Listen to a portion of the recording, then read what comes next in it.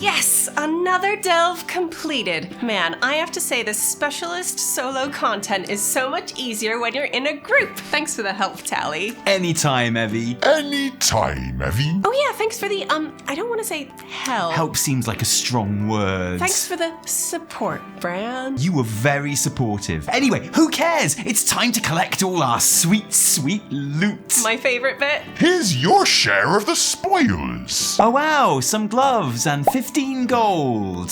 Ooh, wrists with the wrong stats and 24 golds. See you next time, champions. Hang on, Bran, are you sure this is our entire cut? It's just, this rewards room seems to be like, I'm not being funny, but there's a shit ton of treasure in here. Yeah, like what's gonna happen to these literal mountains of gold? I saw diamonds and precious gems over there. There's gotta be like millions worth here. What will happen to it all? Time to leave, champion. Can we just take some? I got loads of space in my bags. Yeah, unless you plan on keeping it all for yourself. I really think you should leave, champion.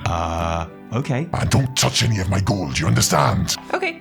You even look at me, gold, I'll eat your throat. Oh, hey, do you want a healing potion? Oh, wow, thanks. A healing potion. Yum. Does this stuff ever do anything for you? No, I'm pretty sure it's just tap water. Knowledge is power. Hello Internet, Taliesin here. Welcome to another episode of the Weekly Reset, Taliesin and Evertel's Wondrous Wisdom Show. In a week where we had originally planned to talk at length and in depth about the upcoming World of Warcraft 20th anniversary in-game event, now being tested on the PTR. That was our episode, but honestly, that's gonna have to wait for another day because our main story is what has more than likely been your main form of World of Warcraft gameplay this last week, and definitely the main talking point in the community, Delves, War Within's new solo feature, and the format that Blizz has changed multiple times in the last 7 days, with more changes to come in a way that suggests that they have no idea what they actually want this gameplay mode to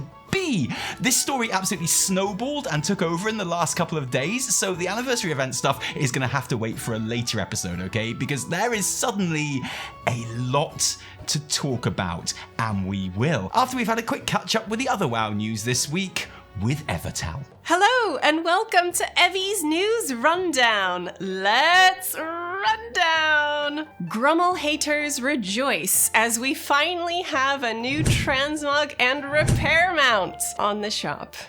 The Grizzly Hills Packmaster is an adorably deadly $20 teddy wielding an anvil and a transmog bag for your convenience and enjoyment. Now, I say Grummel haters, but honestly, I love those little guys and I'm kind of gonna miss them. The only reason I'm putting the yak in retirement is because he is so huge and completely exposes me when I'm trying to secretly transmog my new piece of gear mid-dungeon instead of listening to the tank. That, and I think he might need a wash. Blizzard has been issuing 4-day suspensions to players who got a little exploity with their severed threads reputation. A bug that allowed players to pick multiple pacts simultaneously instead of choosing one exclusive spider buddy to gain rep with. And by one exclusive spider buddy, I of course mean the general, because we all want the Noob title as soon as possible, right?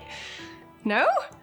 They weren't even doing it for the title? Okay, I have no sympathy. Genji from Echo is on record as saying half his guild didn't even know that you weren't supposed to be able to get polyamorous pacts, but his protestations didn't do any good. In addition to the 4-day slap on the wrist, those players' rep and associated rewards will be rolled back as well. The competitive Mythic raiding community has been disproportionately affected by this tragedy. Rumor has it that NA World firsties had been tipped off that full-blown bans would ensue for milking this particular exploit cow and avoided it, while EU guilds assumed the punishment would just be the rollback. I stress, this is a rumor. I'm not saying it's true, but Tally said it, so it might be true. And so basically, Echo and Method got dicked. I still kind of think I'm going to do a whole video about the end cinematic of the campaign and the raid, but it feels right to touch on it here as well. As usual, within hours of the raid raid going live this week,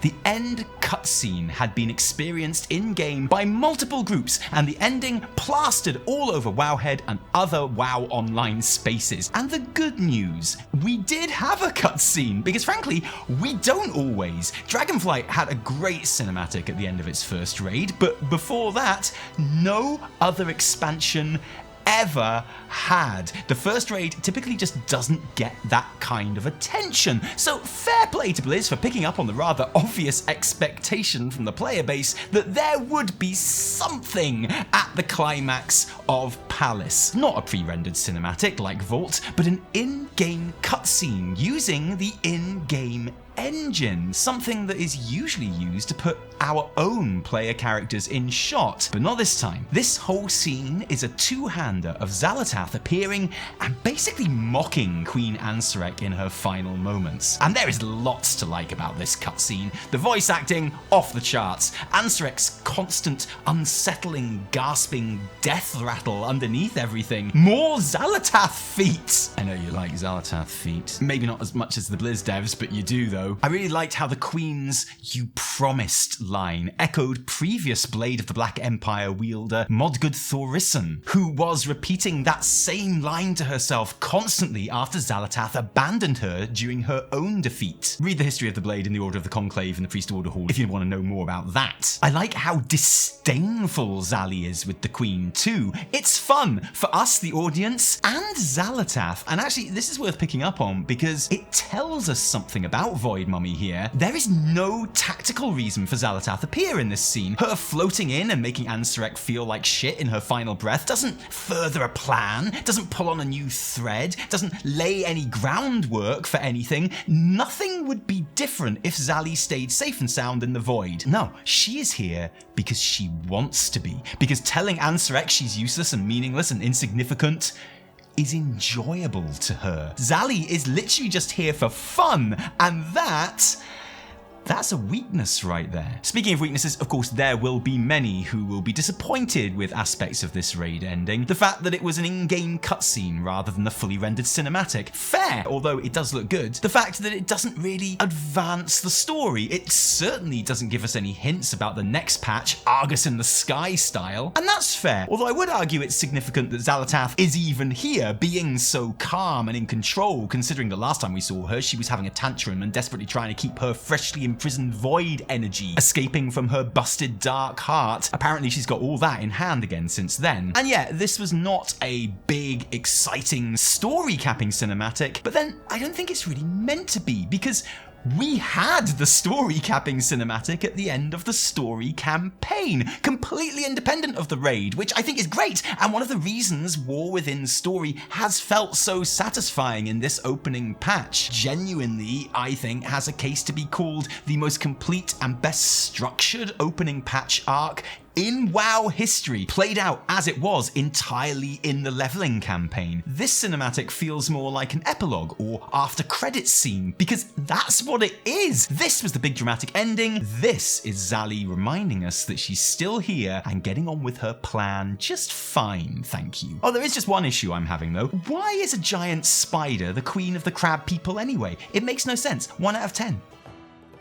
It's time for Evie's PTR Rundown. Let's run down! Wowhead have datamined some potential start and end dates for patch 11.0.5, aka the 20th anniversary patch. The official announcement described it as taking place all through the months of November and December, but the in-game events appear to be tagged for October 22nd through January 4th, 2025. So November and December, and then some. Nice. With the much anticipated upscaled Tier 2 gear coming in 11.0.5 as well, we're delighted to see that those continue to see some tweaks along the way. For the skirt averse, several sets have been given an additional trouser option, or as Wowhead calls them, pantsuits. And following some slightly louder than usual grumbling from the rogue playing community, the Tier 2 rogue set has been updated in the most rogue way possible. Instead of having your face poke out of your mask, your headpiece now contains a swirling black void with 2 spooky red peepers. As it should be. Sometimes that's all it takes. Meanwhile, some cool new sci-fi predator masks, hoods, and capes are coming to the trading post in 11.0.5. And even more trading post goodies have been datamined for release this winter, including a purple Murloc suit, more butterfly wings, Christmas flavor weapons, faction pride earmuffs, so you can still show up for your faction even when it's cold, along with one of the most exciting trading post releases to date, Sylvanas' clothes. The Dark Ranger General's kit will set you back 850 traders tender, but it will be worth every tendy, letting you cosplay as the pre-Shadowlands Dark Lady herself. But hunters, we are truly blessed in this patch. The devs have heard our cries and wails and sighs of resignation and have given us a complete rework of Dark Ranger. Not only does Black Arrow now replace Killshot, even more importantly, the hero talent has seen a complete visual overhaul, with Dark Banshee Queen energy absolutely oozing from every ability, with Withering Fire even replicating the freaky shadow tentacle thing she does in the BFA cinematic. I'm not crying. No, I'm crying. I'm crying. Okay, so the main story this week, as promised, is delves. And it was always going to be delves, because this, more than any other in this expansion's entire lifetime probably, was the week of delves. With Season 1 not up and running properly, no Mythic Raid, no Mythic Plus, and everyone's still grasping for any good loot they can find, delves really were front and center this week. Opening up to level 11 from the previous cap of 3, Zekvir, the Mage Tower compared boss, available to take on, and most importantly, the fact that bountiful level 8 delves rewards 603 gear, higher than LFR, higher than normal raid, and higher than Mythic 0. And this week at least were the easiest way to get heroic track level gear in your vault, or even better, at the end of your level 8 bountiful delve if you had a bountiful map active. So in the long run, delves might turn out to be a more casual solo experience for lower level players or alts who don't want to go into group content to get very respectable gear. But this week, everybody was on that shit. People getting ready to raid, people getting ready for this week's Mythic Plus season, maybe even PvPers. I don't know, genuinely, I don't know what those guys do, but I'm really happy for them, and I hope they enjoy it, and I hope they're happy. Good. And at the beginning of this week, this felt awesome, honestly. I like progressing heroic and eventually half-heartedly Mythic Raid with my buddies every season. I like getting my 3k Mythic Plus rating every season. Actually, I meant to ask, is it possible to hit 3k without setting foot in either of the 2 Shadowlands dungeons? Like, how possible is that? Is that something I can do? Because no shade on the dungeons, okay? They're fine. It's just, I'm not ready for Shadowlands dungeons just yet. It's too soon for Shadowlands dungeons for me, sorry. So in the long run, delves are not really designed for me, or at least not for my main. They are going to be something I gear the odd alt through later on every season, and I think I will really enjoy that. But this week, everyone was in there for that heroic gear, where it was the thing that everyone was doing, and that's fun, okay? That alone is enough to make delves a success as far as I'm concerned. I hasten to add, this was at the beginning of the reset, where I ran up to level 5 solo, 6 and 7 in a pair with Evertel, and then a bunch of 8s in a full dungeon party of 5 with a tank and heals and all sorts. And I did have some niggles, just 1 or 2 complaints. Firstly, Bran, obviously, because that guy's an idiot. He tells you not to stand in webs whilst he's standing in webs. Sometimes he literally just leans up against a wall and watches as I fight all the mobs myself, although I prefer that to when he runs to the other side of the room and spends 20 minutes fighting something off screen while I deal with the pack that I just very carefully pulled. His healing potions were clearly bought from some dropshipper on Shine, because that shit does not work, and when I was soloing Zekvir and doing very well, thank you, he ran out of the boss room at 5% and reset the entire fight. And I don't mind telling you, I was not entirely happy with Bran at that point. Bran was not my buddy. Secondly, and this is probably a bit more important,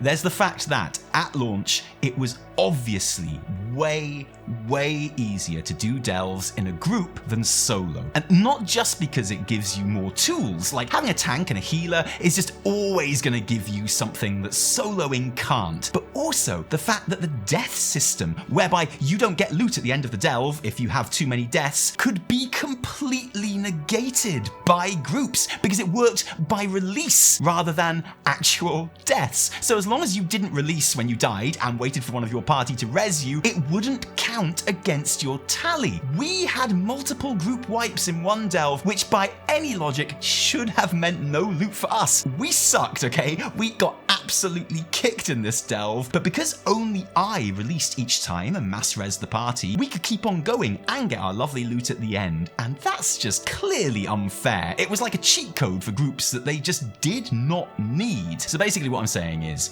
we all knew there were going to be changes to delves very early on, because as it stood, you were absolutely gimping yourself if you went into this grand new bastion of WoW solo content solo. And so when the changes came, very quickly, it was no surprise that they fixed the death counter to actually work with deaths and gave you an extra life at the halfway checkpoint to compensate. Now that in itself made group delves much harder, but not as hard as the other changes though. Health pools were made higher and lethality, like one-shots, reduced, which actually made your everyday mobs in group delves easier, because frankly, it doesn't matter how much health they've got if they're doing you less damage. But that wasn't the only change. No, they also moved the elite mini-bosses from being a level 9 delve feature to being a level 8. If you've been happily bopping your 8s until this point and hadn't set foot in a 9 or above, then you'd be forgiven for not knowing that these bad boys are insanely powerful mobs that turn up randomly and basically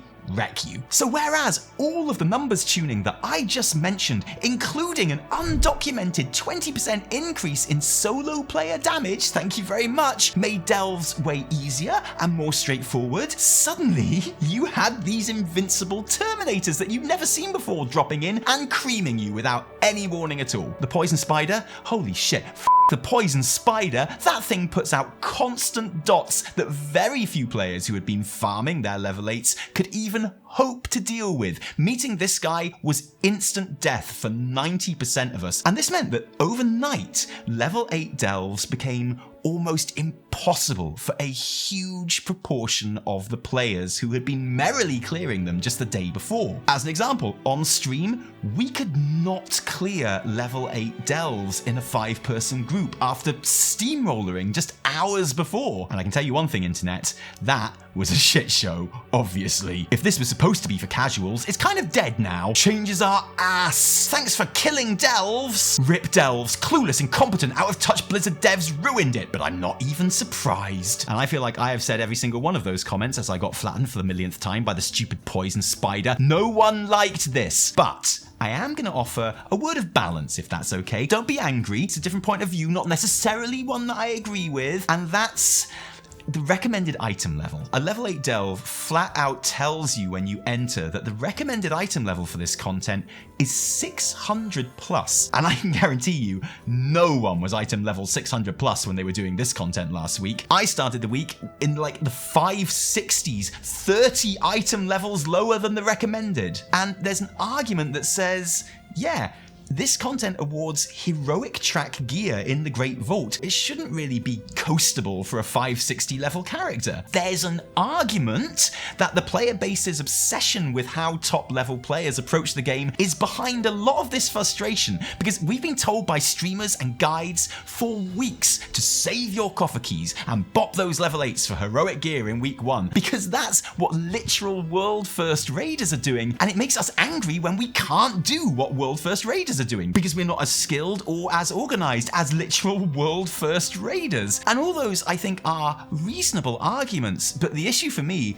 is not so much that the level 8s were flattening me. In all honesty, it's kind of fair that they were flattening someone as undergeared for them as me. It's the fact that they started at one difficulty and then got harder. The fact that one day I absolutely could do them, and then the next day I absolutely could not.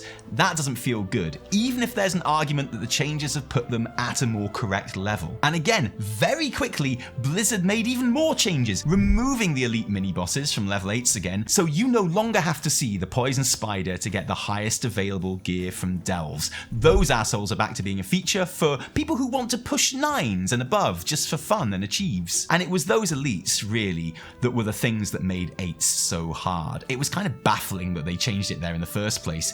Delves are pretty doable again now as a result, but in a way, the damage has already been done. In the minds of the players, delves are something that Blizz cannot even decide what they want to be. Are these for solo or group play? It's flip-flopped multiple times throughout the week. At the moment, they favor solo players, and I think that's probably the right move. Are these supposed to be class agnostic? Because they definitely aren't. Delves obviously favor tanks or healers, and DPS with very strong mitigation right now. I would hate to do this shit on a low-level mage. And are delves for casual play, or are level 8s supposed to be a real challenge? I suspect that a problem here is that so many of us associate solo play with being casual, and so expect any solo content to be a casual cakewalk. I don't actually think it's bad if it's not, but that's because I'm a bit weird. Look, okay, personal experience time, okay? But after my 5-man groups got completely flattened on stream, I went and tried again, solo.